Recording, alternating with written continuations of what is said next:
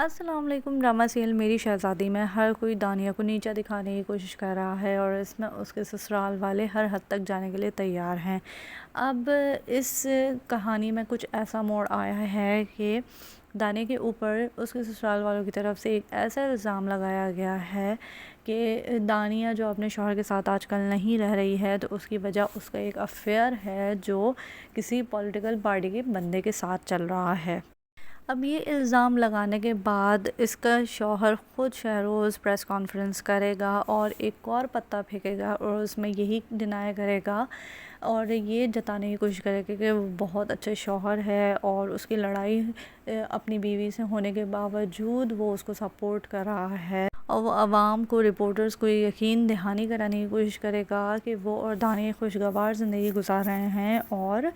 ऐसी वैसी कोई बात नहीं है। अब कुछ वक्त के लिए शहरोज़ की वाह तो होगी ही अवाम में, और इसी बात का ये लोग कुछ इस तरह से फ़ायदा उठाएंगे कि कहेंगे, दानिया को ब्लैकमेल करेंगे और कहेंगे कि तुम चुपचाप जो है वो घर वापस आ जाओ और मैं कैम को तलाक नहीं दूंगा, वरना तुम अगर किसी दूसरे रास्ते पे चलोगी तो तुम्हारी इसी तरह से बदनामी होती रहेगी और तुम्हें अपनी चेयर से भी हाथ धोना पड़ेगा और साथ में ही तुम्हें बच्चे भी नहीं मिलेंगे। लेकिन सीएम साहब जो हैं वो बिल्कुल दानिया की तरफ हैं और उन्होंने साफ साफ शाहीना बाजी को भी कह दिया है और शहरोज़ को भी कह दिया है कि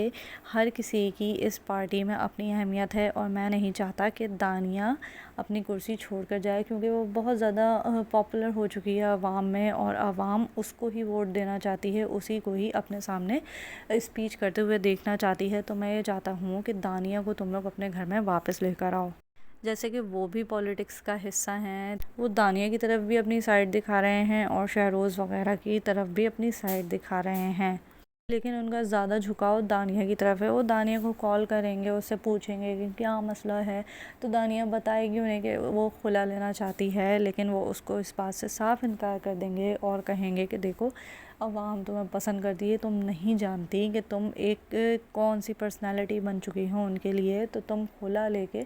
ऐसी गलती ना करो कि ये तुमको चेयर से भी हटा दें अपने ख़ानदान की और तुमसे बच्चे भी छीन लें। तो एक काम करो, तुम्हारे पास बच्चे भी रहने चाहिए और तुम्हारा उन लोगों के ऊपर और पार्टी के ऊपर हुक्म भी चलना चाहिए। दानिया इन सब बातों को समझने की कोशिश करेगी, लेकिन दानिया ने उन्हें साफ बता दिया है कि अब ना तो मैं आप लोगों से डरती हूँ और ना ही इस चेयर को छोड़ूंगी, ना ही मीटिंग्स वगैरह छोड़ूंगी, ना ही अपने बच्चों को छोड़ूंगी, और जिस तरह से आप लोग खेल रहे हैं मैं वैसे ही खेल के दिखाऊंगी, चाहे मुझे अपनी जान से ही हाथ क्यों ना धोना पड़े।